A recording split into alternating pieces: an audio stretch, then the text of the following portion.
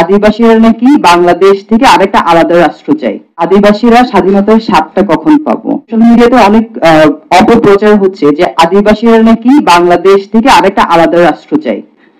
আমরা কখনোই বলি নাই, কোনো আদিবাসী বলে না যে আলাদা রাষ্ট্র চাই। আমরা আলাদা রাষ্ট্র চাই না, আমরা দেশের সাথে থাকতে চাই, আলাদা থাকতে চাই না।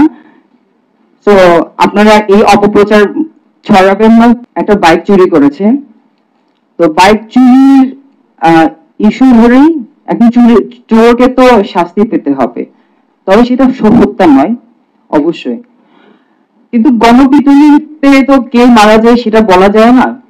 তো সেই সেটেলার বাঙালি মারা গেল, কিন্তু আমরা তো ছোটবেলা থেকে পাহাড়ে বড় হতে হতে এগুলো খুব মানে নর্মাল জানি যে এটার এই ইস্যুটার পরে হচ্ছে কি এই নেক্সট ইস্যু হবে, এবং আমরা জানি হচ্ছে এটার পরে সাম্প্রদায়িক একটা দাঙ্গা হবে।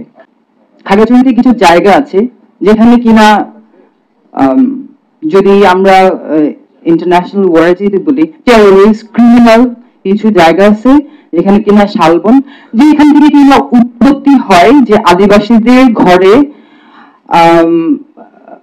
আগুন মানে পাড়ায় পাড়ায় আগুন লাগার মতো এরকম শালবাগান একটা জায়গা আছে যেখান থেকে কিনা আসলে এরকম হত্যা থেকে শুরু করে গ্রামের পর গ্রাম পুড়িয়ে দেওয়া। দীঘিনালায় আপনারা দেখেছেন যে ঘর পুড়ে যাচ্ছে।